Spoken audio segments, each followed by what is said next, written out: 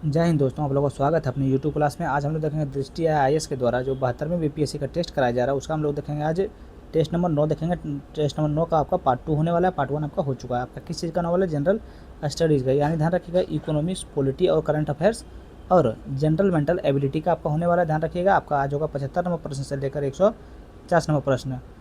आपसे एक निवेदन है कि वीडियो को आप लोग 1.3x पे देखिएगा ताकि आप लोग को थोड़ा सा जल्दी वीडियो कवर हो जाएगा, क्योंकि हम थोड़ा सा स्लो पढ़ाते हैं तो आप लोग को तो बढ़िया से समझ में आएगा। अगर उससे पहले आप लोग नए हैं चैनल पर तो प्लीज़ भी आपसे निवेदन करेंगे चैनल को प्लीज़ सब्सक्राइब कर लीजिए। ध्यान रखिएगा। चलिए चलते हैं हम लोग प्रश्न नंबर 76 की ओर। चलिए बताइएगा। देखिए प्रश्न नंबर आपका 76 आ गया। तो देखिए चलिए थोड़ा जूम आउट कर लेते हैं। चलिए बताइएगा, किसी कंपनी को महारत्न घोषित किए जाने के लिए निम्नलिखित में से कौन सा मानदंड है? बताइए क्या बोल रहा है। किसी कंपनी को महारत्न घोषित किए जाने के लिए निम्नलिखित में से कौन से मानदंड है? बताइए। विकल्प दिया हुआ है, इसमें बोल रहा है कि कौन कौन सा मानदंड है, तो बताइएगा। देखिए एक में आपका क्या है, नवरत्न का दर्जा प्राप्त होना, बिल्कुल सही है, ये आपका ज़रूरी है।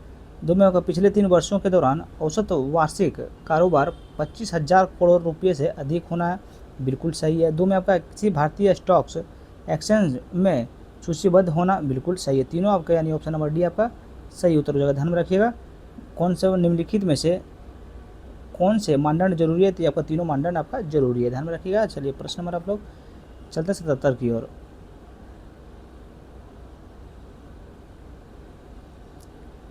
चलिए बताइएगा। देखिए आपका प्रश्न क्या बोल रहा है।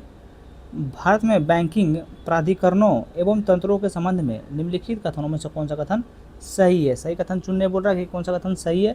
चलिए एक पे हम लोग ध्यान देते हैं। देखिए एक आपका क्या है, भारतीय रिजर्व बैंक आरबीआई के पास 1 रुपये के नोट सहित सभी मूल्य वर्ग के नोटों जारी करने का एकमात्र अधिकार है, बिल्कुल गलत है। कथन 2 जो है सबका बिल्कुल गलत है। इसका सही उत्तर आपका क्या हो जाएगा? ध्यान रखिएगा। देखिए इसका सही उत्तर आपका एक का हो जाएगा। ध्यान से सुनिएगा। देखिए भारतीय रिजर्व बैंक जो है आरबीआई में 1 रुपये के नोट एवं सिक्कों को छोड़कर सभी मुद्रा नोट जारी करता है। ध्यान में रखिएगा। 1 रुपये का नोट छोड़ के बाकी सभी जो जितना भी आपका मुद्रा है सभी आपका आरबीआई द्वारा जारी किया जाता है। ध्यान में रखिएगा। दो में देखिए क्या है, बैंकिंग सेवाओं में कुछ प्रकार की कमियां से संबंधित शिकायतों का समाधान हेतु बैंकिंग लोकपाल योजना आरबीआई द्वारा प्रारंभ की गई थी। क्या कथन 2 आपका सही है? तो ध्यान रखिए कथन 2 आपका बिल्कुल सही है। चलिए ठीक है। अब कथन 3 पे देखते हैं हम लोग। कथन 3 आपका क्या बोल रहा है, ध्यान दीजिए। कथन 3 आपका क्या बोल रहा है। देखिए जमा बीमा एवं ऋण गारंटी निगम क्या है, प्रति जमाकर्ता प्रति बैंक 5 लाख रुपये की जमा राशि पर बीमा सुरक्षा प्रदान करती है, बिल्कुल सही है। ध्यान रखिएगा। इसका सही उत्तर हो जाएगा आपका। चलिए आगे बढ़ते हैं। इसका सही उत्तर हो जाएगा 2 और 3 सही है। 2 और सही 3 आपका ऑप्शन नंबर बी में है। ध्यान रखिएगा और याद रखिएगा। चलिए अगला नंबर प्रश्न बताइएगा। देखिए क्या बोल रहा है, अप्रैल 2026 में जारी आईएमएफ विश्व आर्थिक का परिदृश्य के अनुसार वित्तीय वर्ष 2026-27 के लिए भारत की वास्तविक जीडीपी वृद्धि दर का अनुमान है। तो इसका सही उत्तर आपका क्या हो जाएगा? ध्यान रखिएगा। इसका सही उत्तर हो जाएगा 6.5%। कितना है? 6.5%। ध्यान रखिएगा। देखिए आईएमएफ जो है, यहाँ ध्यान दीजिएगा, आईएमएफ हाल ही में मजबूत घरेलू गति और विनिवेश के अनुकूल क्या है पैटर्न का हवाला देते हुए वित्त वर्ष 2026-27 के लिए भारत का विकास अनुमान को बढ़ाकर 6.5 कर दिया है। ध्यान में रखिएगा। व्याख्या इसका सुन लीजिएगा। हर प्रश्न के बाद आप लोग को व्याख्या सुनने के लिए मिल जाएगा। देखिए निम्नलिखित में से विकास के लिए कौन सा दृष्टिकोण प्रो अमर्त्य सेन से सबसे अधिक निकटता से जुड़ा है? बताइए। इसका सही उत्तर आपका क्या हो जाएगा? ध्यान में रखिए क्षमता दृष्टिकोण। ध्यान में रखिए ऑप्शन नंबर बी आपका सही उत्तर हो जाएगा। देखिए इसका व्याख्या हम लोग देखते हैं तो क्या बोल रहा है। ध्यान रखिए। देखिए प्रो अमर्त्य सेन क्षमता दृष्टिकोण के विकास से सबसे अधिक निकटता से जुड़े हैं। इस दृष्टिकोण के अनुसार विकास का आकलन केवल आय अथवा आर्थिक वृद्धि के आधार पर नहीं बल्कि लोगों की क्षमताओं एवं स्वतंत्रताओं के विस्तार के आधार पर किया जाना चाहिए। ध्यान रखिएगा। चलिए आगे बढ़ते हैं। बताइएगा निम्नलिखित में से किसे आर्थिक विकास का सबसे अच्छा संकेतक माना जाता है? तो निम्नलिखित में से किसे आर्थिक विकास का सबसे अच्छा संकेतक माना जाता है? आर्थिक विकास का सबसे अच्छा संकेतक किसे माना जाता है? ये आपका वर्ष दर वर्ष प्रति व्यक्ति वास्तविक आय में वृद्धि। ध्यान में रखिएगा ऑप्शन नंबर बी आपका सही उत्तर हो जाएगा। देखिए इसका हम लोग थोड़ा सा व्याख्यान देख लेते हैं क्या हुआ। देखिए आर्थिक विकास का सर्वाधिक व्यापक रूप से क्या प्रयुक्त संकेतक समय के साथ प्रति व्यक्ति वास्तविक आय में वृद्धि है। ध्यान रखिएगा। चलिए आगे चलते हैं प्रश्न नंबर 81 की ओर। बताइए निम्नलिखित में से किसे सामान्यतः मंदी का संकेतन नहीं माना जाता है। अगर आप लोग का आंसर बताए तो पहले उस आप लोग कमेंट बॉक्स में लिख दीजिए। ये निम्नलिखित में से किसे सामान्यतः मंदी का संकेतन नहीं माना जाता है। तो आपका मुद्रास्फीति में वृद्धि। ध्यान रखिए ऑप्शन नंबर सी इसका सही उत्तर हो जाएगा। चलिए इसके बारे में हम लोग थोड़ा सा जानते हैं। किसके बारे में? मंदी के बारे में। देखिए क्या है, मंदी से तात्पर्य आर्थिक गतिविधियां में उल्लेखनीय मंदी से है, जो सामान्यतः उत्पादन में गिरावट, आय में कमी, रोजगार में कमी तथा उपभोक्ताओं मांग पर कमजोर होने से चिन्हित होती है। ध्यान रखिएगा। चलिए आगे बढ़ते हैं प्रश्न नंबर 82 की ओर। अगर आप लोग पूरा अगर ध्यान से नहीं सुनिएगा, पहले से आपको अगर थोड़ा सा भी नॉलेज नहीं है तो वीडियो आप लोग को समझ में नहीं आएगा, क्योंकि ये बीपीएससी का क्लास है। ये दूसरा टाइप का आपको लिखा हुआ भी रहता है। आप हिस्ट्री ज्योग्राफी जैसा मत समझ लीजिएगा, कोई एकदम पूरा ईजी से जो आप पढ़े होंगे वही आया होगा, वैसा कुछ नहीं है। देखिए राजनीतिक दलों के संबंध में निम्नलिखित में से कौन सा कथन सत्य है। बताइए राजनीतिक दलों के संबंध में निम्नलिखित कथनों में से कौन सा कथन सही है। ध्यान रखिएगा कौन सा कथन सही है। चलिए देखिए एक में आपका क्या है, कोई दल निर्वाचन आयोग पंजीकरण के तत्काल बाद एक राष्ट्रीय दल बन जाता है, ये आपका सत्य नहीं है। ध्यान रखिए आपका सत्य नहीं है। बी में देखिए एक समानता प्राप्त राजनीतिक दल को एक आरक्षित चुनाव चिन्ह मिलता है, बिल्कुल सही है। ध्यान में रखिएगा ये आपका बिल्कुल सही है। इसमें बोला कौन सा सत्य है, तो आपका बी ए आपका ऑप्शन सत्य है। चलिए इसका थोड़ा सा व्याख्या हम लोग देखेंगे। देखिए निर्वाचन आयोग के पास केवल पंजीकरण कराने मात्र से कोई दल राष्ट्रीय दल नहीं बन जाता, वह वोट शेयर सीटों या राज्य स्तरीय दल की मान्यता से संबंधित शर्तों को पूरा करना आवश्यक होता है। जैसे कि एक मान्यता प्राप्त दल को आरक्षित चुनाव चिन्ह मिलता है। क्या मिलता है? एक मान्यता प्राप्त राजनीतिक दल को एक आरक्षित चुनाव चिन्ह मिलता है, जो आमतौर पर उस क्षेत्र में अन्य दलों या निर्दलीय उम्मीदवारों को आवंटित नहीं किया जाता है। ध्यान रखिएगा ऑप्शन बी आपका बिल्कुल सही है। चलिए आगे बढ़ते हैं प्रश्न नंबर हम लोग देखते हैं 83 की ओर। बताइए आचार संहिता के संबंध में निम्नलिखित कथनों पर विचार कीजिए। किसके बारे में? आचार संहिता के संबंध में। ध्यान रखिएगा। देखिए इसमें बोल रहा है उपयुक्त कथनों में से कौन सा कथन सही है। ध्यान रखिए कौन सा कथन आपका सही है, इसमें इस पर ध्यान देना है। चलिए देखिए आचार संहिता के संबंध में निम्नलिखित कथनों पर विचार करना है। देखिए एक में आपको क्या बोल रहा है कौन सा कथन सही है। एक में देखिए इसे चुनावों के दौरान भारत निर्वाचन आयोग द्वारा लागू किया जाता है। क्या कथन एक आपका सही है? तो कथन एक आपका बिल्कुल सही है। ध्यान रखिए कथन एक आपका बिल्कुल सही है। कथन दो में क्या है, इसका उल्लेख संविधान के 15वें भाग में किया गया है। क्या कथन दो आपका सही है? ध्यान दीजिए तो कथन आपका दो सही नहीं है। ध्यान रखिएगा। देखिए इसका हम लोग सोल्यूशन देखते हैं दो का। तो जो भारतीय संविधान के भाग 15 में इसका सीधे तौर पर उल्लेख नहीं किया गया है। भाग 15 चुनावों से संबंधित है, लेकिन एमसीसी एक ऐसी संहिता है जिसे चुनाव आयोग और राजनीतिक आम संहिता द्वारा विकसित किया गया है। ध्यान रखिएगा। चलिए आगे बढ़ते हैं, यानी इसका सही उत्तर हो जाएगा आपका ऑप्शन नंबर ए हो जाएगा, केवल एक का इसमें से आपका सही आचार संहिता के संबंध में। चलिए 84 नंबर प्रश्न देखिए कौन सा युग्म सही सुमिलित है। देखिए कौन सा युग्म सही सुमिलित है बताइए। तो बिहार में देखिए 243 सीटें हैं, तो बिल्कुल आपका सही है। बिहार तो आपका बिल्कुल सही है कि बिहार में 243 एमएलए सीटें हैं, चीज़ पर फोकस कीजिएगा। पश्चिम बंगाल में आपका कितना है? तो पश्चिम बंगाल में 294 सीटें हैं, तो ये भी आपका बिल्कुल सही सुमिलित है। तमिलनाडु में आपका कितने एमएलए सीटें हैं? तो आपका 234 सीटें हैं। ये देखिए आपका गलत हो जाएगा। आपका कितना है? 234 सीटें हैं। यहाँ लिख देते हैं 234 सीटें हैं। तमिलनाडु में आपका कितने एमएलए सीटें हैं? 234 सीटें हैं। बाकी केरल में आपका 140 सीटें हैं, बिल्कुल सही है। ध्यान में रखिएगा। इसमें बोला कौन सा सुमिलित नहीं, तो ऑप्शन नंबर सी आपका सुमिलित नहीं है। चलिए आगे बढ़ते हम लोग प्रश्न नंबर 85 की ओर। बताइएगा दल बदल विरोधी कानून का उल्लेख संविधान के किस अनुसूची में किया गया है। दल बदल विरोधी कानून का उल्लेख संविधान के किस अनुसूची में किया गया है? तो ध्यान रखिए आपका 10वीं अनुसूची में किया गया। दल बदल विरोधी कानून का उल्लेख आपका संविधान अनुसूची 10वीं अनुसूची में किया गया है। ध्यान में रखिएगा। अगर अभी तक चैनल को सब्सक्राइब नहीं किया तो भैया कर लीजिए। कौन सा युग्म सही सुमिलित नहीं है बताइए, कौन सा युग्म सही सुमिलित नहीं है, इस पर ध्यान देते हैं। देखिए एक में देखिए क्या है, ये चमकम दुराई जानन मामला, राज्य के नीति निर्देशक तत्व, क्या डीपीएसपी मूल अधिकारों पर हावी नहीं हो सकते हैं, तो ये तो आपका देखिए बिल्कुल सही है। बी में आपका है क्या, क्योतो होलोहन मामला, ये क्या है, दल बदल विरोधी कानून क्या तहत स्पीकर का निर्णय न्यायिक समीक्षा के अधीन है। ये आपका ध्यान रखिए, ये आपका बिल्कुल सही है। यहाँ बोल रहा है ध्यान रखिए कौन सा गलत है। ये सी में आपका है एडीएम जबलपुर मामला, जीवन का व्यक्तिगत स्वतंत्रता के अधिकार को क्या आपातकाल के दौरान भी निलंबित नहीं किया जा सकता, बिल्कुल गलत है आपका। सी जो है आपका बिल्कुल गलत है।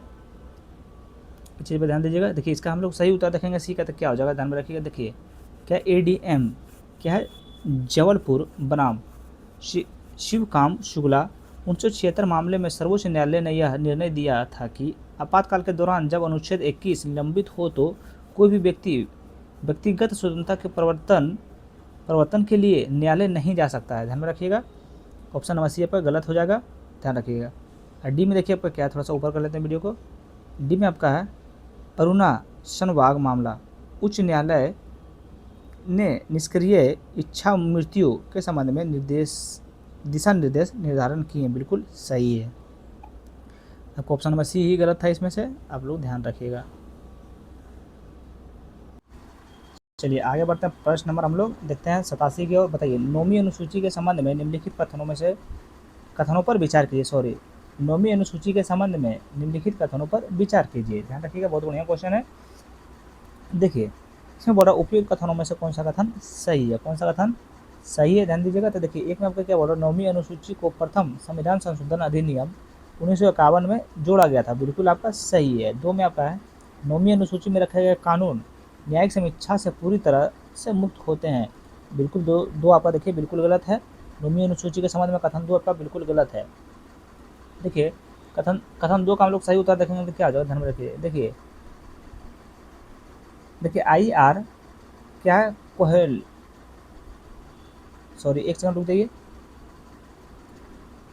देखिए इसका हम लोग सही उत्तर देखेंगे तो क्या हो जाएगा। देखिए सर्वोच्च न्यायालय ने यह निर्णय लिया कि 24 अप्रैल 1973 के बाद नौवीं अनुसूची में शामिल किए गए कानूनों की समीक्षा की जा सकती है यदि वे संविधान के मूल ढांचे का उल्लंघन करता है तो। ध्यान में रखिएगा, यानी इसका सही उत्तर आपका ऑप्शन नंबर ए हो जाएगा। केवल एक आपका इसमें से सही है नौवीं अनुसूची के संबंध में।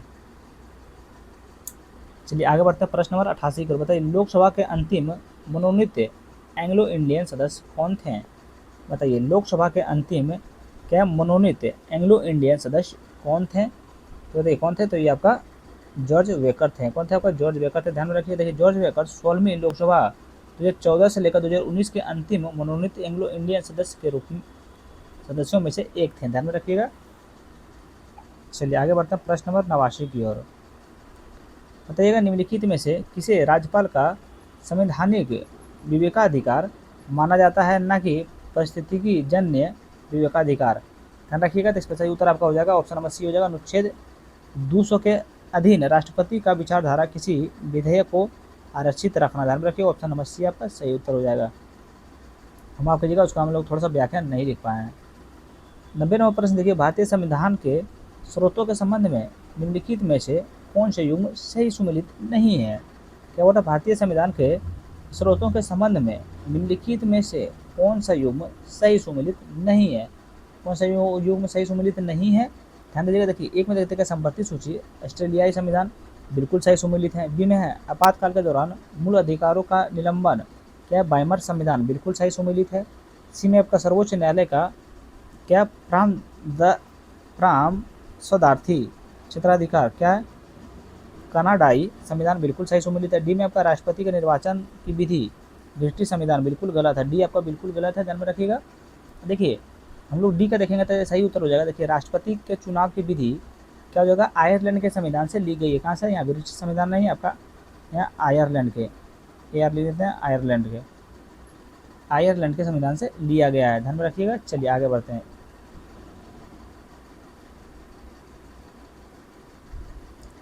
चलिए बताइएगा, जब संविधान सभा विशेष रूप से एक विधायी निकाय और अस्थायी संसद के रूप में मिली तब इसकी अध्यक्षता किसने की थी। बताइए जब संविधान की सभा विशेष रूप से एक क्या विधायी निकाय और अस्थायी संसद के रूप में मिली तब इसकी अध्यक्षता किसने की थी। तो आपका जीबी मालम्बरकर ने लिखी थी। ऑप्शन नंबर बी आपका सही उत्तर हो जाएगा। ध्यान में रखिएगा। देखिए, प्रथम आम चुनाव तक संविधान सभा में दोहरी भूमिका निभाई जब संविधान संविधान निर्णय निकाय के रूप में कार्य करती थी, तब इसका अध्यक्ष डॉक्टर राजेंद्र प्रसाद द्वारा की जाती थी। हालांकि जब यह विधायी निकाय क्या अस्थायी संसद के रूप में बैठक करती थी, तब इसकी अध्यक्षता कौन करते थे? जीबी क्या मावलंकर द्वारा की जाती थी। ध्यान में रखिएगा। ऑप्शन नंबर बी आपका सही उत्तर हो जाएगा। चलिए आगे बढ़ते हैं हम लोग प्रश्न नंबर 92 की ओर। बताइए, राज्यों को सहायता अनुदान के संबंध में वित्त आयोग की सिफारिशों निम्नलिखित में से किस स्रोत से की जाती थी? किस स्रोत से की जाती है? ध्यान रखिएगा। इसका सही उत्तर आपका हो जाएगा, ध्यान दीजिएगा, ऑप्शन नंबर, देखिए, एक में हो जाएगा भारत का आकस्मिक निधि, ये आपका नहीं होगा। बी में आपका है, ध्यान में रखिएगा, भारत का लोक लेखा, ये भी आपका नहीं होगा। सी में आपका है भारत का सर्वोच्च क्या भारत के संचित निधि, ये आपका बिल्कुल सही उत्तर हो जाएगा। ऑप्शन नंबर सी आपका बिल्कुल सही उत्तर हो जाएगा। क्या बोल रहा है? राज्यों की सहायता अनुदान संबंध वित्त आयोग की सिफारिशों निम्नलिखित में से किस स्रोत से की जाती है? तो भारत के संचित निधि के द्वारा की जाती है। ध्यान रखिएगा। चलिए आगे बढ़ते हैं हम लोग। बताइए,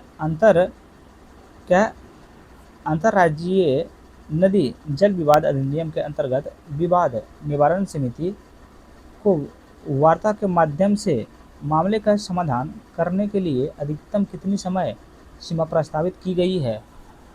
बताइए, क्या अंतर्राज्यीय नदी जल विवाद अधिनियम के अंतर्गत विवाद निवारण समिति को वार्ता के माध्यम से मामले से समाधान करने के लिए अधिकतम कितनी समय सीमा प्रस्तावित की गई थी?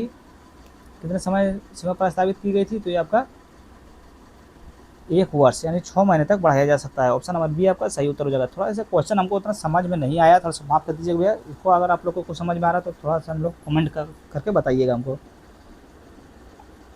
चलिए आगे बढ़ सकते हैं। 94वां प्रश्न देखिए, किस ऐतिहासिक मामले में सर्वोच्च न्यायालय ने यह निर्णय दिया कि प्रशासनिक अधिकारियों का निर्णय पर न्यायिक क्या पुनर्विलोकन की शक्ति का मूल संरचना का एक भाग है? क्या पुनर्विलोकन की शक्ति मूल संरचना का एक भाग है? ध्यान दीजिएगा, ये आपका हो जाएगा एल चंद्र कुमार मामला। ध्यान रखिएगा। ऑप्शन नंबर बी आपका सही उत्तर हो जाएगा। चलिए इसका थोड़ा सा हम लोग व्याख्या देखते हैं। देखिए, एल चंद्र कुमार मामले जो है सो 1997 के सर्वोच्च न्यायालय यह निर्णय दिया कि उच्च न्यायालयों में अनुच्छेद 226 और सर्वोच्च न्यायालय अनुच्छेद 32 द्वारा न्यायिक समीक्षा मूल संरचना का एक अभिन्न अंग है। ध्यान रखिएगा। चलिए आगे बढ़ते हैं प्रश्न नंबर 95 की ओर। बताइएगा, 104वें संवैधानिक संशोधन अधिनियम 2020 परिणाम स्वरूप निम्नलिखित में से कौन सा परिवर्तन हुआ? बताइए, कौन सा परिवर्तन हुआ था? तो आपका ध्यान में रखिएगा। देखिए, आपका विधायिकाओं में अनुसूचित जाति SC एवं अनुसूचित जाति ST का आरक्षण को बढ़ाया गया। एंग्लो इंडियन नामांकन को समाप्त किया गया। ध्यान में रखिए। ऑप्शन नंबर बी आपका सही उत्तर हो जाएगा। चलिए आगे बढ़ते हम लोग।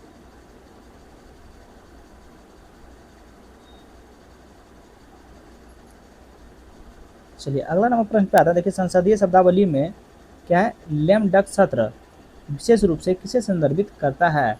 क्या लेक डक सेशन विशेष रूप से किसे संदर्भित करता है? तो आपको करता, ध्यान रखिएगा, नई लोकसभा के चुने जाने के बाद मौजूदा लोकसभा का अंतिम सत्र। ध्यान रखिए। ऑप्शन नंबर सी आपका सही उत्तर हो जाएगा। चलिए आगे बढ़ते प्रश्न नंबर 97 की ओर। तो संविधान में किए जाने वाला ऐसा संशोधन जिसका उद्देश्य संसद में राज्यों के प्रतिनिधित्व को बदलना हो, उसका अनुसमर्थन निम्नलिखित में से किसके द्वारा किया आवश्यक है? बताइए, किया जाना आवश्यक है।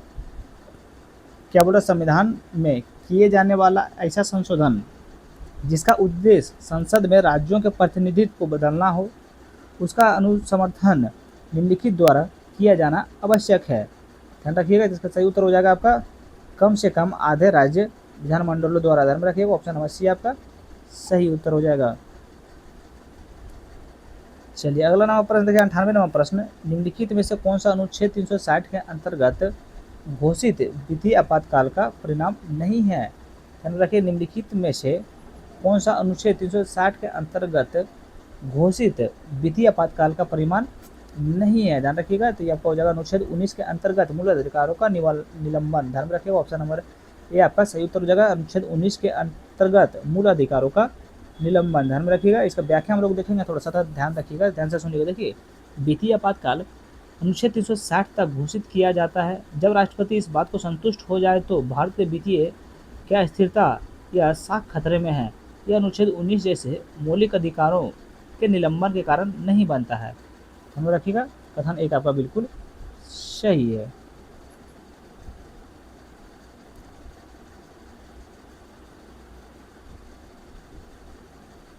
चलिए 18वां नंबर प्रश्न भी थोड़ा सा भैया देखिए, थोड़ा माफ कीजिएगा हमको, थोड़ा इसके बारे में हम लोग बताइएगा। इसमें बोल रहा परिमाण नहीं है, तो कौन सा परिमाण है, तो ऑप्शन नंबर ए आपका इसका परिमाण नहीं है।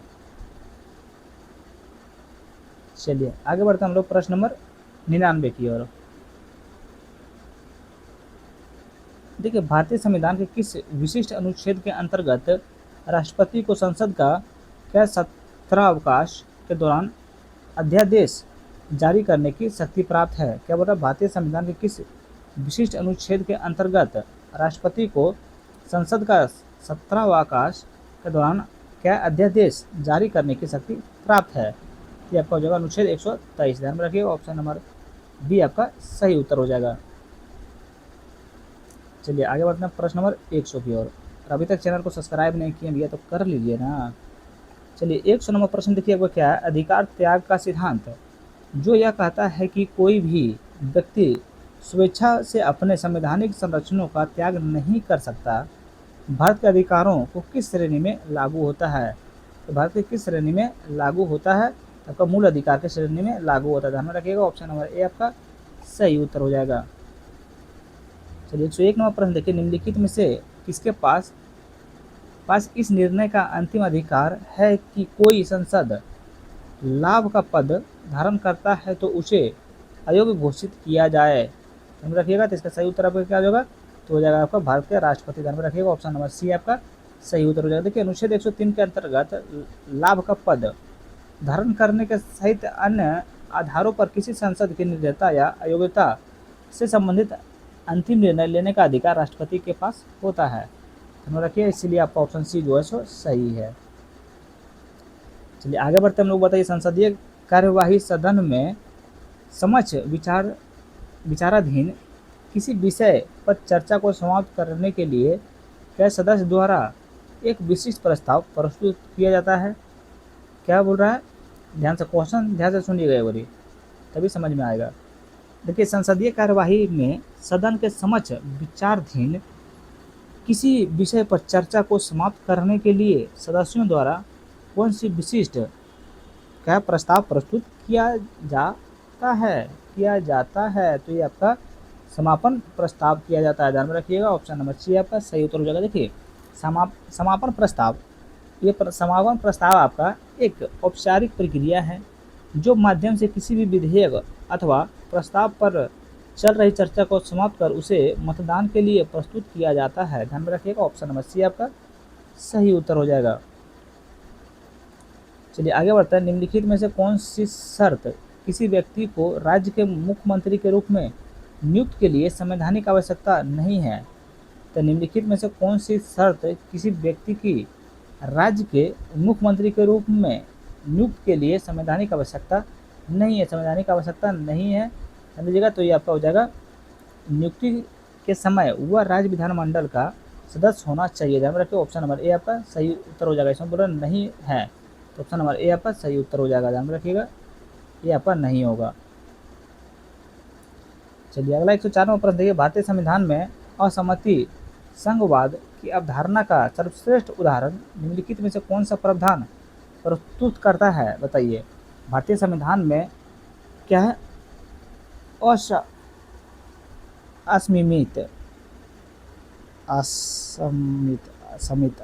देखिए, भारतीय संविधान में असमित संघवाद की अवधारणा का सर्वश्रेष्ठ उदाहरण निम्नलिखित में से किस प्रावधान प्रस्तुत करता है,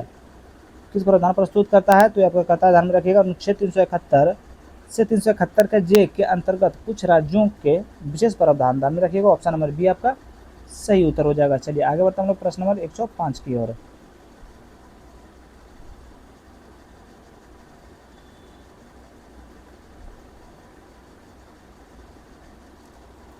बताइए जीएसटी परिषद किसी निर्णय पारित करने के लिए बैठक के दौरान न्यूनतम कितना भी भारित बहुमत आवश्यक होता है, ध्यान में रखिएगा, आवश्यक होता है। तो ये आपका हो जाएगा डाले गए भारित मतों का 3/4, ध्यान में रखिएगा। ऑप्शन नंबर बी आपका सही उत्तर हो जाएगा। ध्यान में रखिए, देखिए अनुच्छेद 379 के 1 के अंतर्गत जीएसटी परिषद सभी निर्णयों के लिए भारी मतदाता प्रणाली का पालन करती है, ध्यान में रखिएगा, ज़्यादा पालन करती है।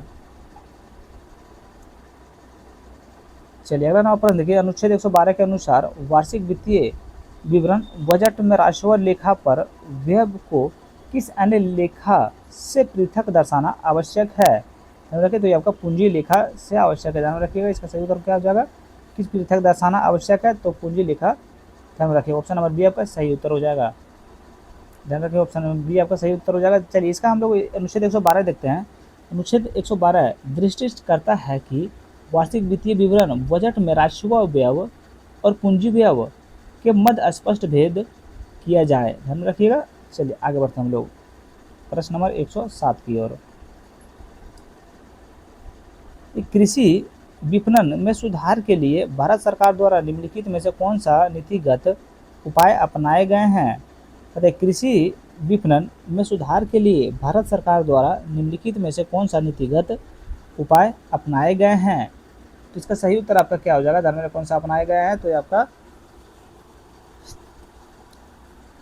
कौन सा अपनाया गया है, तो आपका तीनों जो है इसमें सही उत्तर हो जाएगा। ध्यान में रखिएगा, न्यूनतम समर्थन मूल्य ये भी अपनाए गए हैं। दो में आपका बफर स्टॉक का क्या अनुसरण ये भी आपका है। तीन में आपका सार्वजनिक वितरण प्रणाली ये भी आपका है, ध्यान में रखिएगा। ऑप्शन नंबर सी आपका डी आपका सही उत्तर हो जाएगा। चलिए आगे बढ़ते हैं हम लोग प्रश्न नंबर 108 की ओर। तो भारत में प्रतिस्पर्धा अधिनियम 2002 के अधिनियमन की अनुशंसा किस समिति ने की थी, किस समिति ने की थी, ध्यान में रखिएगा। चलिए बताइए किस समिति ने की थी, तो आपका की था SBS राघव समिति, ध्यान में राघवन समिति। ऑप्शन नंबर बी आपका सही उत्तर हो जाएगा। देखिए प्रतिस्पर्धा, ध्यान में रखिए, देखिए यहाँ प्रतिस्पर्धा के बारे में थोड़ा सा इसका व्याख्या हम लोग जानते हैं। देखिए प्रतिस्पर्धा 2002 का अधिनियम प्रतिस्पर्धा नीति एवं विधि का उच्च स्तरीय समिति की अनुशंसाओं के आधार पर किया गया था। इसकी अध्यक्षता कौन किया था, तो SBS राघवन ने की थी, ध्यान में रखिएगा। चलिए आगे बढ़ते हैं प्रश्न नंबर हम लोग 109 की ओर।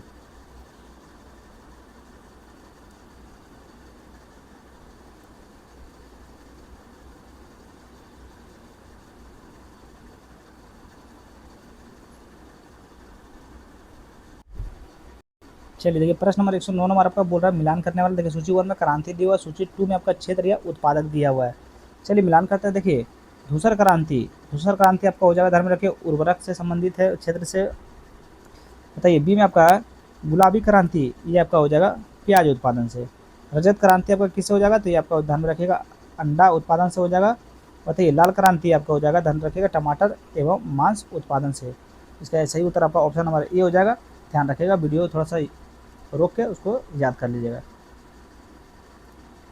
चलिए ध्यान रखिएगा, देखते हैं प्रश्न नंबर 110। और अभी तक चैनल को सब्सक्राइब नहीं किए भैया तो प्लीज़ कर लीजिए ना, क्या कर रहे हैं आप भी। भारत में वित्त आयोग एफसी का गठन कितनी अवधि के लिए किया जाता है,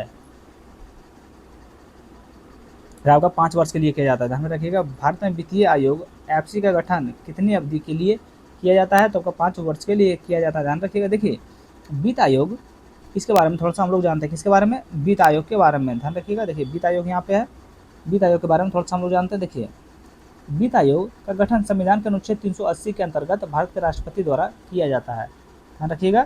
और समानता इसका गठन प्रत्येक 5 वर्ष में किया जाता है। आयोग का निम्नलिखित में अनुशंसा करता है। 111 नंबर प्रश्न पे आते हैं हम लोग, ध्यान रखिए। देखिए वर्ष 2024 तक वैश्विक सेवा निर्यात भारत की हिस्सेदारी लगभग हो गई है, मतलब डैश हो गई है, कितना प्रतिशत हो गई है, तो आपका 4.3% हो गई है, ध्यान में रखिए कितना 4.3% हो गई है।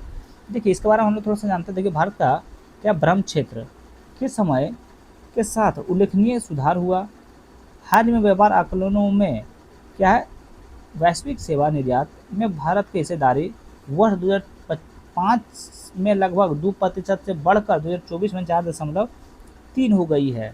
ध्यान रखिएगा। चलिए आगे बढ़ते हैं हम लोग। देखिए 112 नंबर प्रश्न, अप्रैल दिसंबर 2025 के दौरान भारत का चालू खाता डाटा कितना था? बताइए। अप्रैल से दिसंबर 2025 के दौरान भारत का चालू खाता घाटा कितना था?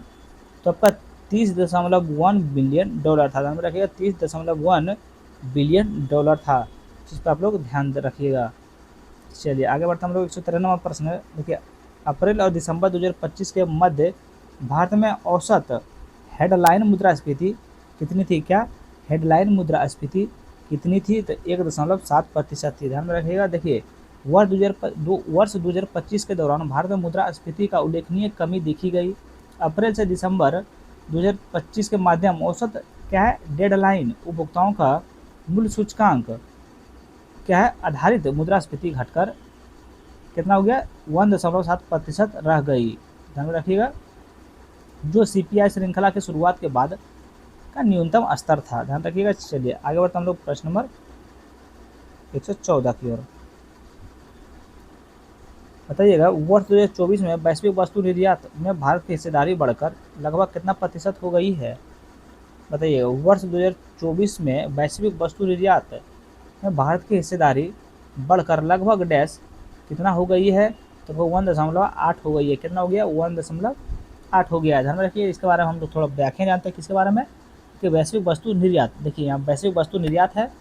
देखिए वैश्विक वस्तु निर्यात में भारत की हिस्सेदारी लगभग 2005 में 1% से बढ़कर 2024 में 1.8 हो गई है, जो भारतीय अर्थव्यवस्था के वैश्विक व्यापार के साथ बढ़ते एकीकरण को दर्शाता है। 115 नंबर प्रश्न देखिए, भारत में प्रत्यक्ष विदेशी निवेश क्या एफडीआई प्रवाह प्राप्त करने वाला सबसे बड़ा क्षेत्र कौन सा है? क्या बोलता है? भारत में प्रत्यक्ष विदेशी निवेश एफडीआई प्रवाह प्राप्त करने वाला सबसे बड़ा क्षेत्र कौन सा है? तो ध्यान रखिए कौन सा है। चलिए बताइए कौन सा है। तो आपका सेवा क्षेत्र हो जाएगा। ऑप्शन नंबर बी आपका सही उत्तर हो जाएगा। ध्यान रखिए। देखिए इसके बारे में थोड़ा सा हम लोग व्याख्यान से जानते हैं। देखिए भारत में सेवा क्षेत्र जो है प्रत्यक्ष विदेशी निवेश का सबसे बड़ा क्या प्राप्तकर्ता बनकर उभरा है, सबको पता है। वित्त वर्ष 2022 से लेकर 2023 से 2024 से लेकर 2025 तक के दौरान इस क्षेत्र में कुल एफडीआई प्रवाह का 80% से अधिक आकर्षित किया है। ध्यान रखिएगा। बताइएगा इंडिया सेमीकंडक्टर मिशन 1.0 किस वर्ष प्रारंभ किया गया था? बताइए इंडिया सेमीकंडक्टर मिशन 1.0 किस वर्ष प्रारंभ किया गया था? तो आपका 2021 में किया गया था। ध्यान रखिएगा। चलिए आगे बढ़ते हम लोग।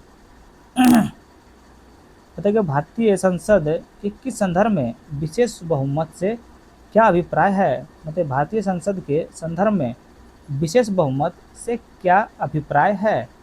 क्या अभिप्राय है? बहुत बढ़िया क्वेश्चन है भैया। ध्यान रखिएगा। तो ये आपका हो जाएगा उपस्थिति।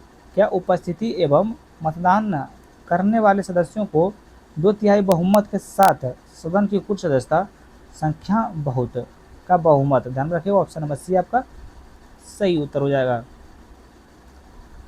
चलिए अगला देखिए 118 नंबर प्रश्न, भारतीय संविधान का अनुच्छेद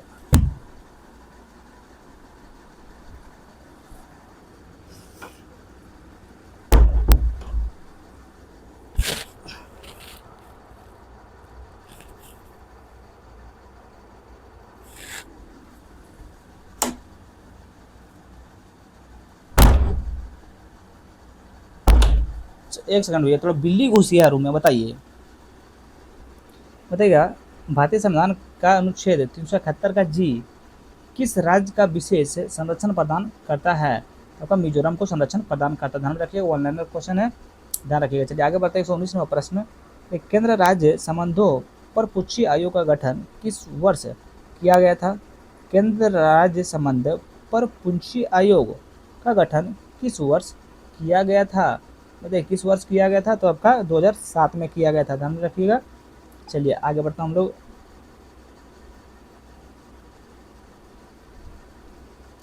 चलिए 120 नंबर प्रश्न देखिए आपका क्या है। देखिए 120 नंबर प्रश्न, भारतीय संविधान का अनुच्छेद 368 संविधान के किस भाग के अंतर्गत आता है? क्या बोल रहा है? भारतीय संविधान का अनुच्छेद 368 संविधान के किस भाग के अंतर्गत आता है? तो ये आपका आता है भाग 20 के अंतर्गत आता है। ध्यान में रखिएगा, ऑप्शन नंबर बी हो जाएगा। ध्यान में रखिएगा, ऑप्शन नंबर सी हो जाएगा। ध्यान रखिएगा इस चीज़ को। चलिए आगे बढ़ते हम लोग।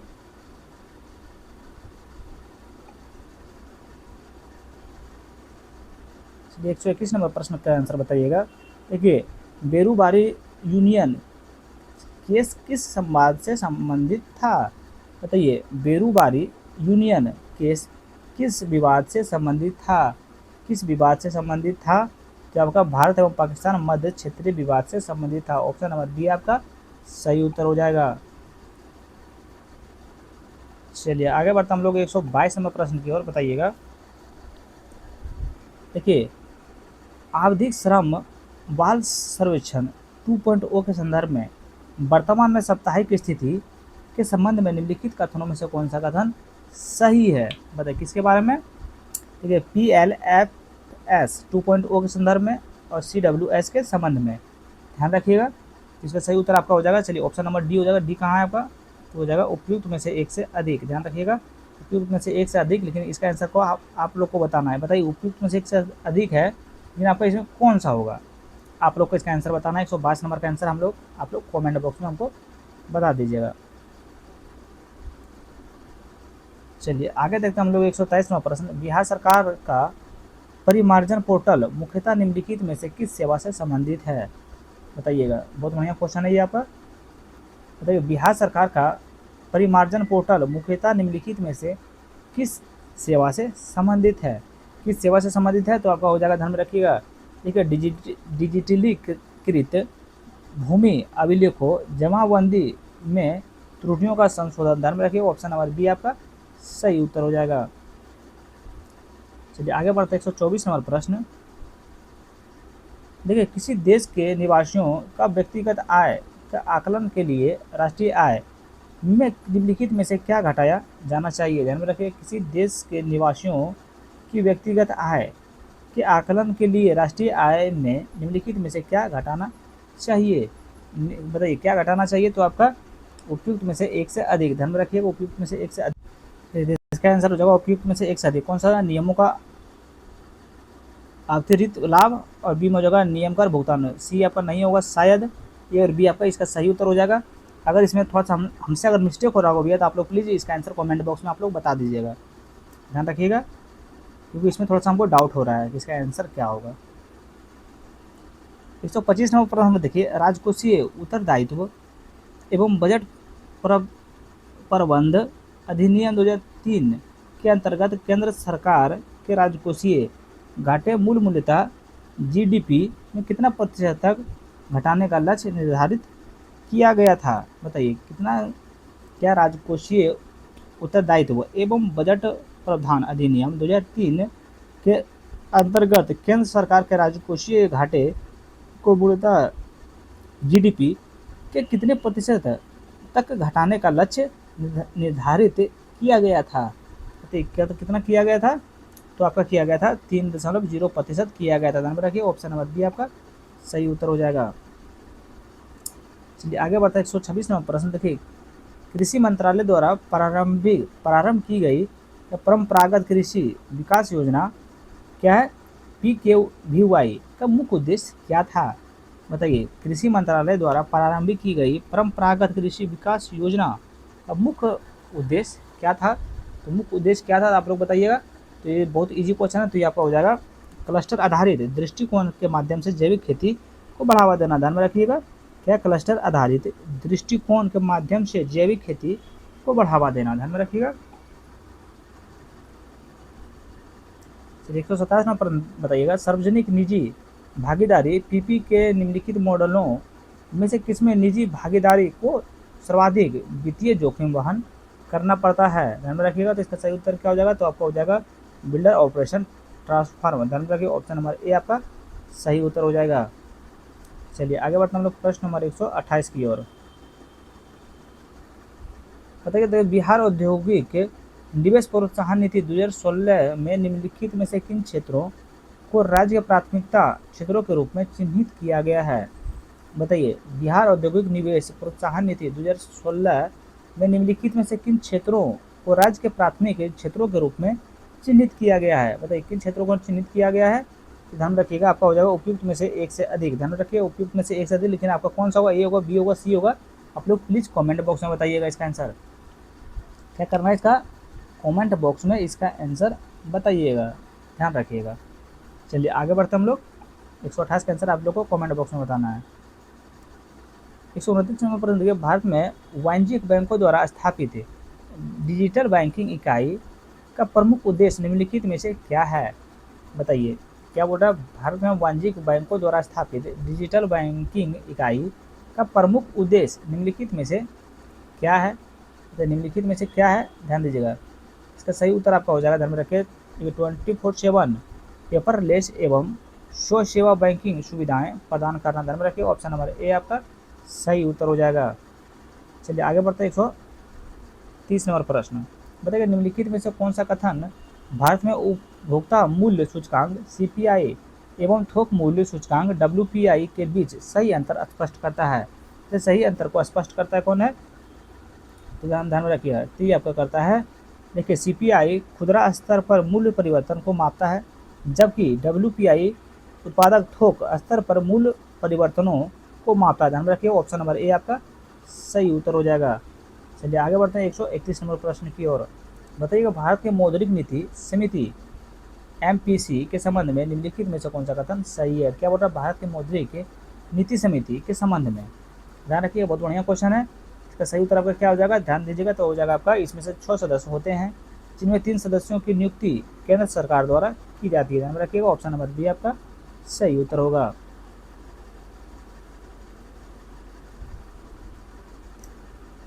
देखिए, प्रगतिशील कर प्रणाली वह होती है जिसमें, क्या बोल रहा है? प्रगतिशील कर प्रणाली वह होती है जिसमें कर आयोग राशि या आय बढ़ने पर बढ़ जाती है। क्या बोल रहा है?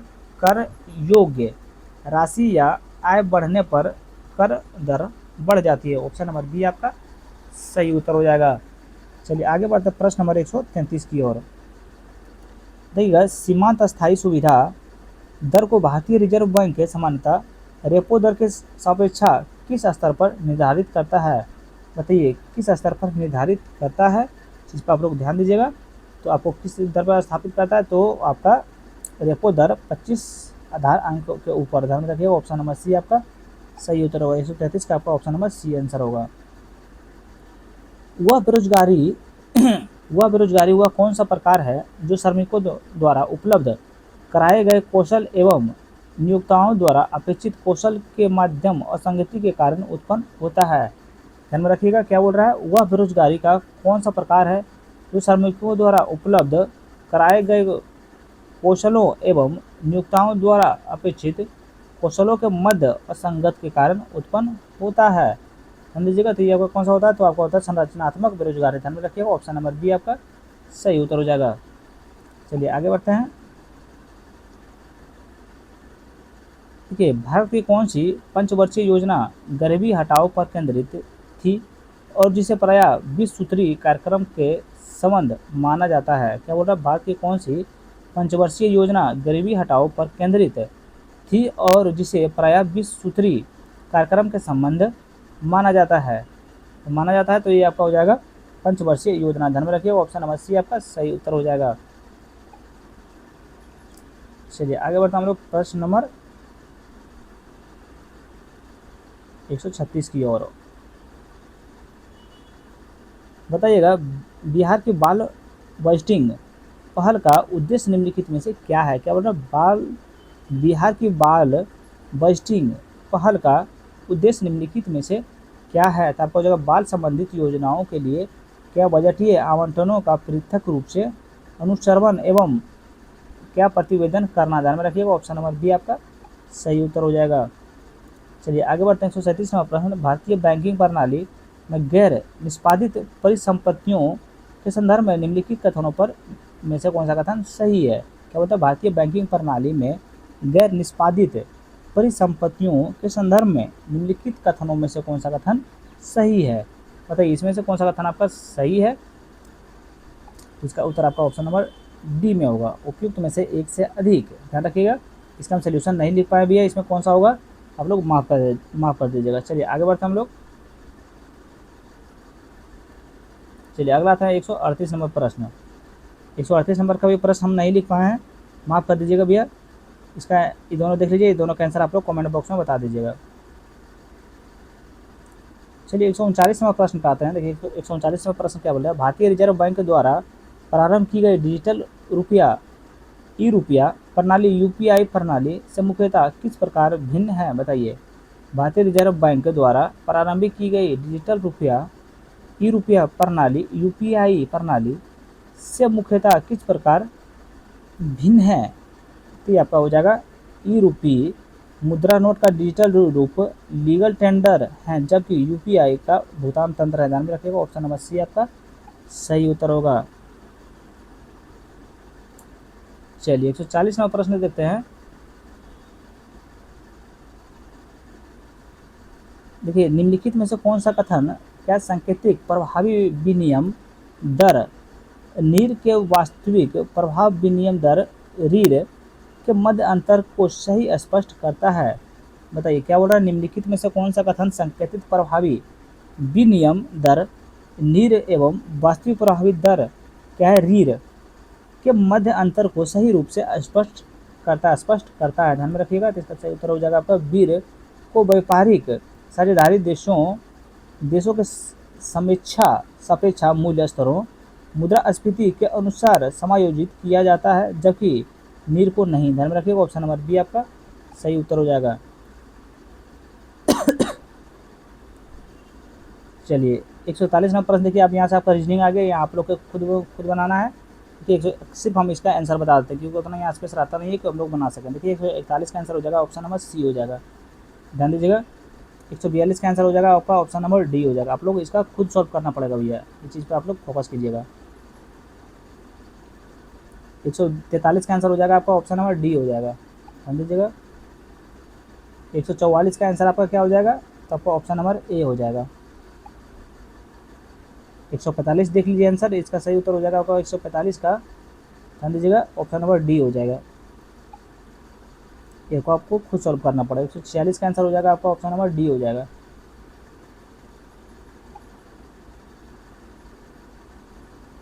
147 का आंसर आपका हो जाएगा ऑप्शन नंबर बी हो जाएगा 4000।